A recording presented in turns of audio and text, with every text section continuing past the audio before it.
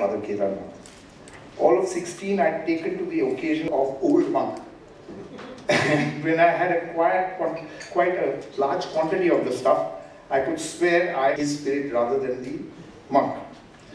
Somewhat disapproving, but always with mischief in his eyes. He entered more fully into my life when I entered journalism in 1973. My mother thought I would take after him. Alas, that wasn't to be.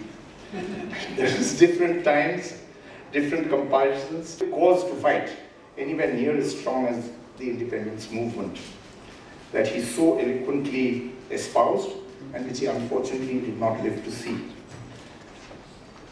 A lifelong friend and colleague, a former editor, Dilip Patkankar, kept on harassing me, saying that you should do something about this kind of legacy that your family has. Basically suggested we compile this, have a compilation of articles in 3 magazines that he produced, which was Provashi in Bengali, Modern Review in English, and Vishal Bharati in Hindi. But there was no way I could do it, and we had to wait till my cousin Devanshu married his really wonderful wife, Nilanjana, who actually sat down and looked for material, because I don't think there's any archives that are easily available. And I think this whole thing, I mean, my name is there just because I happen to be Ramananda's great-grandson. It's basically Nilanjana, and I'm now going to ask Nilanjana to come up here and tell us a bit about how she did this.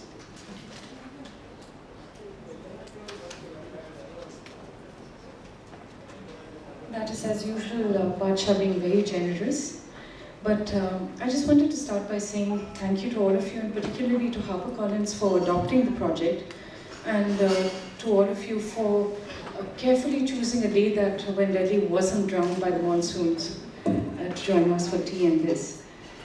A little bit about the Modern Review first. When Ramananda Chatterjee, editor of the Modern Review, went to jail for 3 months in August 1929, neither he nor his son Kedarnath Babu was surprised. From 1891 onwards, the sedition laws of the day had been used against Indian publications from Bangladeshi to Kesari. Time magazine covered the case with a mildly racist headline saying, "India, Devil's People." The sedition was supposed to lurk between the pages of a chunky and controversial book, India in Bondage, A Right to Freedom, by the Reverend Dr. J.T. Sutherland, who was a frequent contributor to the review. The Modern Review continued to publish its monthly magazine while Ramananda Babu was in jail. His son Kedarnath brought out the review.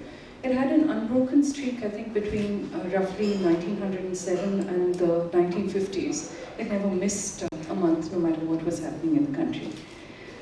When Ramananda Babu published the first issue of the Modern Review in 1907 from Cornwallis Lane in Calcutta, he joined a score so of editors across India whose publications fanned the growing fever for independence. There was Munshi Sajjad Husain's The Awadh Punch, Bal Gangadhar Tilak's Kesari, Mahatma Gandhi's Navjeevan, Balkrishna Bhatt's The Hindi Pradeep, and there were English journals such as The Indian Mirror and The Hindu Patriot. And these journals conducted fairly lively debates among themselves and provided a robust and often very cheerfully seditious counter to the periodicals that told the official British government line. From the start, the Modern Review covered very wide ground. It had science articles by J.C. Bose and others, including a series on ants and lice. It had essays on history by Kalidas Nag, travelogues, fiction, spirituality, architecture, and of course, politics. Kamla Devi Chattopadhyay and Rabindranath Tagore were among the review's regular contributors, and it also carried streams of articles by foreign writers, some of very high quality, some not, on India, Japan, the US civil rights movement, and other things. What I liked most was, it's unfortunately not in the book because I couldn't find a clean copy, but by 1926, the Modern Review was reviewing books in Assamese, Bengali, English, Gujarati, Hindi, Malayalam, Nepali, Oriya, Punjabi, Sindhi, Tamil, Telugu, and Urdu, and English. When my aunt-in-law, Mrs. Nandita Sen, suggested that we might compile a commemorative volume of articles from the Modern Review in honor of Ramananda Babu's 150th birth centenary year, what we had really was an embarrassment of riches. But what stood out to me was the review's coverage of nationalist debates and arguments, which were frequently fierce, heated, but always civil. I'm very sorry that Ramachandra Guha could not join us today because his advice was invaluable.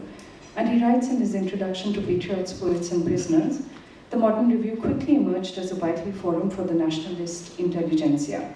It carried essays on politics, economics and society, but also being run by a Bengali, poems, stories, travelogues and sketches. For Patriots, Poets and Prisoners, I focused chiefly on the great cycle of arguments between Lala Lajpat Rai and Mahatma Gandhi, between Gandhi and Tagore, between Netaji Subhas Bose and the entire Indian National Congress. I've also included some of the poetry, stories and interviews that the review published. At its peak, the review ran to 12 volumes a year, with an average page extent of 1,600 pages a year. We focused on the years between 1907 and 1943, which was when Ramananda Babu was the editor of the review. A 325-page book can't do just with the roughly 57,600